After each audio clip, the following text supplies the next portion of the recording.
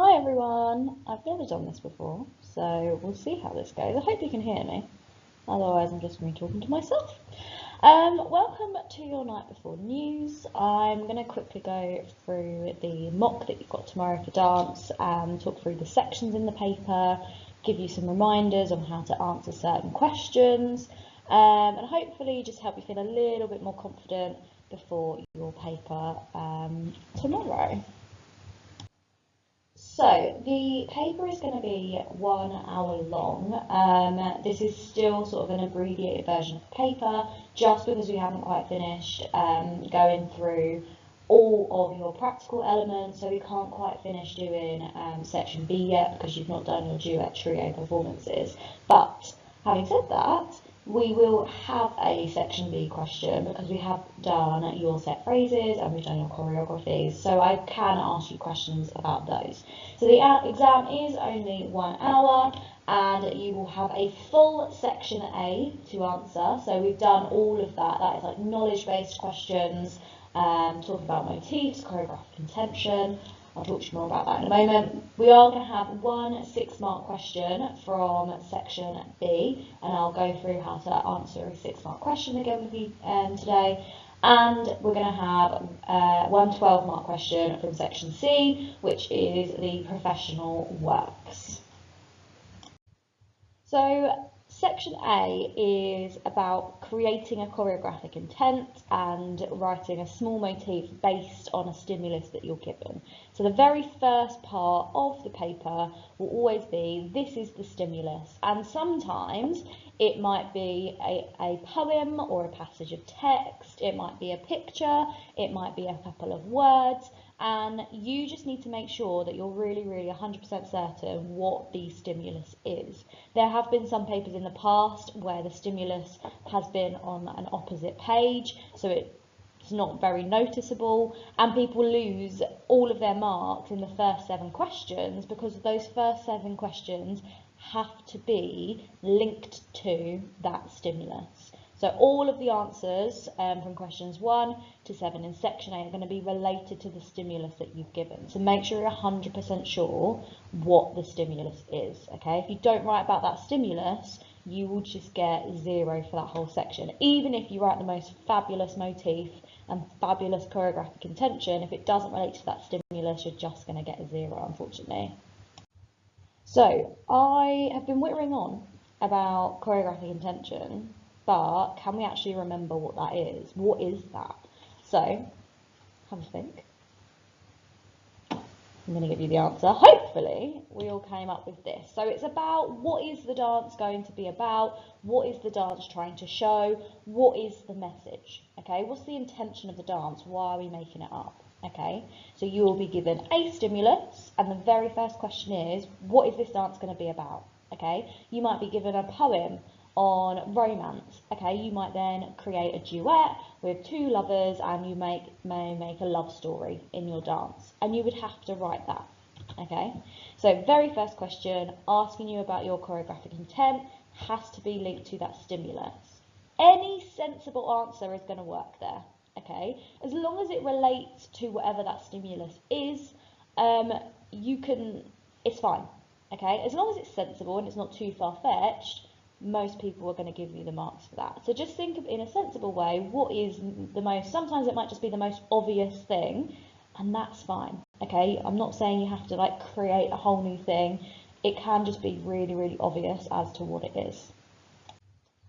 I think I forgot to say on that last page, just make sure you read the question really carefully, and if it asks you for anything specific in the question, that you definitely put it into your answer.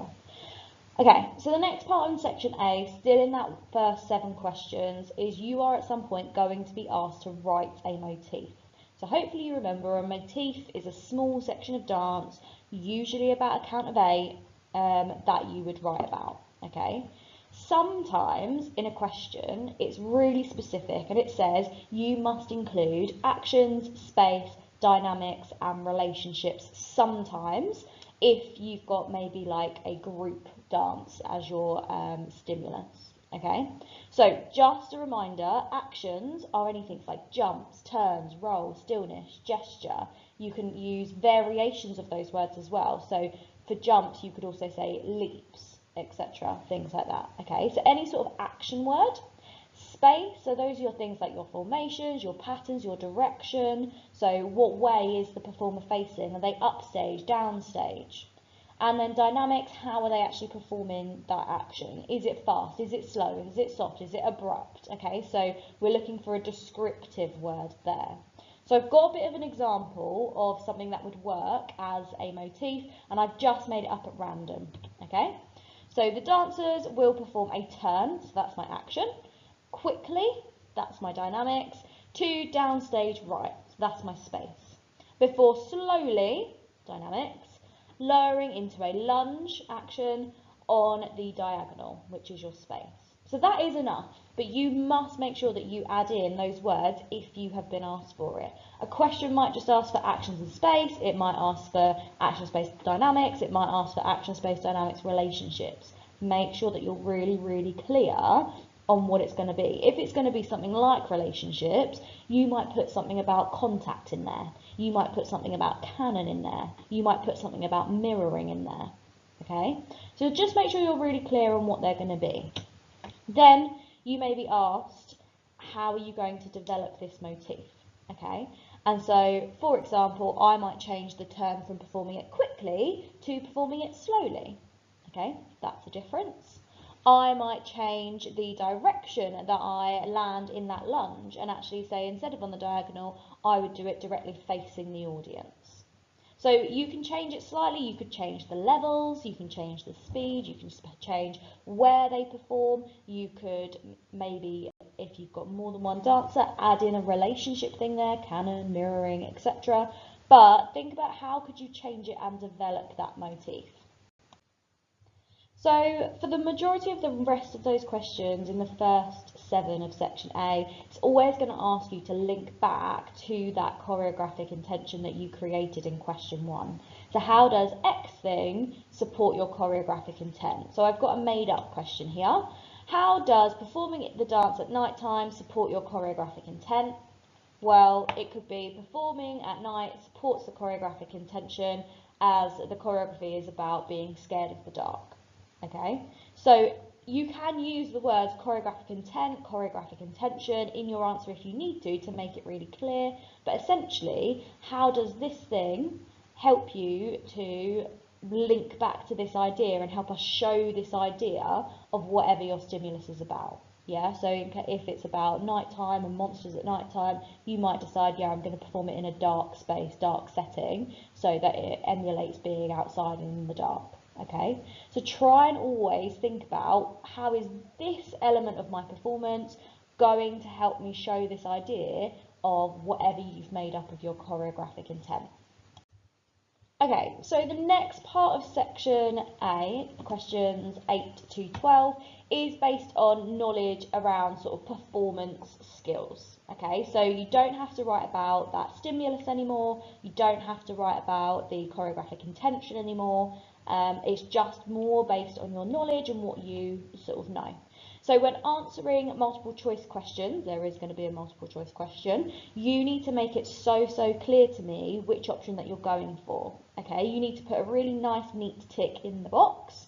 And if you do change your mind, that is fine, you're allowed to change mind, but cross through it really neatly and tick your answer again, but just make it clear which one is your final answer. Okay, so try not to make it like messy or make it confusing for the examiner. Obviously I will probably be able to figure out what you're trying to say, but if this was the real thing, you need to make it really clear. Okay, so make sure it's clear, make sure we know which one you're going for. Hello, I hope you can hear me. So section B is about your own practical work. You could be asked a question on the set phrases or your choreographies. You won't be asked a question on your duet trios because we haven't done them yet. So I'm not going to be that mean and try and make you answer a question on something that you've not learned about. So don't worry about that. So we are going to have a 6-mark question in your mock paper, either about your set phrases or your choreography, as we finish those parts of the practical course. So a bit of a reminder about how to answer a 6-mark question is that you need to do KEC twice, okay? So K standing for knowledge, so the specific skill or information about your set phrase, like what's happened, or in your choreography, what did you do? An example of where you might have used that skill in your performance, either of your set phrase or your choreography. With your choreography, if you can't quite remember, it doesn't really matter because the examiner doesn't know, they've not seen your choreographies. The set phrases are a little bit different because the set phrases are, as they're called, set. So everybody across the country will have done them, the examiners will know what they are. So there, you can't really get around those ones, but your choreographies, you've got a little bit of wiggle room there. And then you've got your contribution. So how has this specific skill contributed or helped your performance of your set phrase or your choreography? So how did it contribute? How did it maybe make it better? How did it change your performance maybe? So you need to do that twice. So essentially you're picking 2 different instances in your set phrases or in your choreography for you to write about there, okay? We did do some work on KEC in your November marks, so feel free to use your books to have a little look and go through those and see if you need any sort of extra help in remembering how to answer those questions. And then the final section on the paper is section C, and this is about the professional works that we looked at all throughout year 10. So you could be asked a question on any of the professional works in section C, but I would like you to check your ARBA and the revision list because I might have given you a little bit of a clue as to what might actually pop up. So it's going to be a 12-mark question, and you might be asked even to look at the similarities and differences of 2 professional works. Okay, so when you do that, you need to remember to dice 3 times. Okay, so dice, D stands for describe. So what is actually going on in the dance? Okay, so it's probably going to ask you a specific thing about the professional works. It could be something about the costume, it could be something about the oral setting, in which case you would have to describe maybe what you see, maybe what you hear. Then interpret. Well, what does this mean? Okay, so what specific colours are used, or why are they using those specific sounds? Why did they have that prop? Why did they perform in that performance environment? And then you've got C, contribution. So how did that actually impact the appreciation of the work? Did it help us to understand the choreographic intention more clearly? Are there specific colours used that helps us to understand maybe the mood or the feelings of the performers? And then finally, you've got E, your evaluation. So how does this help us, the audience, to understand and appreciate the work?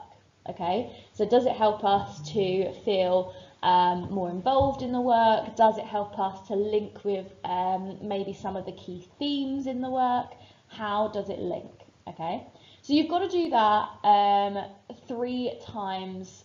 Ideally, twice would maybe be enough, but it depends on how much detail you go into. So I'm saying 3 times just because sometimes we don't always put enough detail in, okay? If you do 2 really, really detailed dice paragraphs, then you probably would have written enough, okay?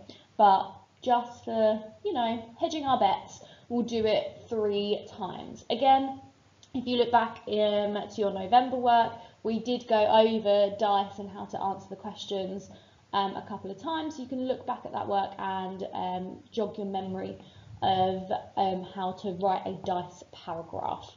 On ARBA, I did also add the knowledge sort of tables for the professional works that I printed off for you previously. I'm not expecting all of you to know exactly where they are.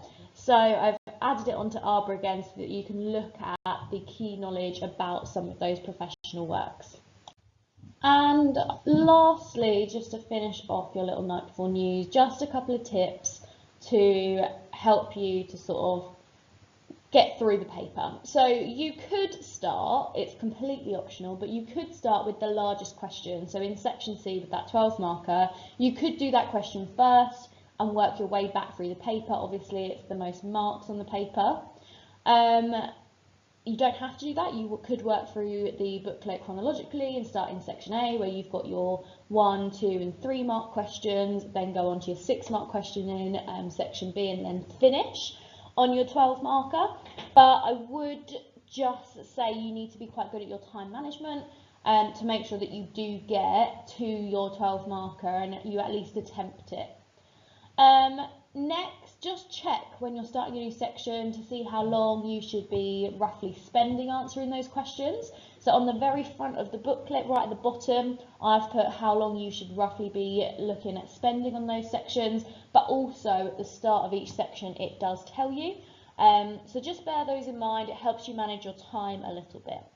And then finally, with your longer answer questions, so definitely your 12 marker, but maybe you might also need this for your 6 marker, you can actually plan your answers. I wouldn't spend ages doing that, maybe a couple of minutes just to jot down some key information maybe, so that you can go back to it. And you can almost sort of plan what you want to say. Just make sure it's really, really clear that it is your plan, but don't cross through it when you're done. Because if you do run out of time, so for example, if you do start in section A, move on to section B, and then finally go on to section C, if you do run out of time, you might have put some stuff in there that an examiner might be able to pick out and give you some marks for. So it's okay to plan and it's okay to use it, and that's great. Make it really clear that it is your plan and make it really clear where your answer starts. But don't actually cross out your plan, because if you do run out of time, you could still use it. So that finishes up our little night before news. Please let me know if you've got any questions. You can send me the email, send me an email, and I will have a little look at responding. Check your arbor, check that revision list, make sure you're happy with some of those definitions that are on there. And yeah, we'll hope this goes really, really well.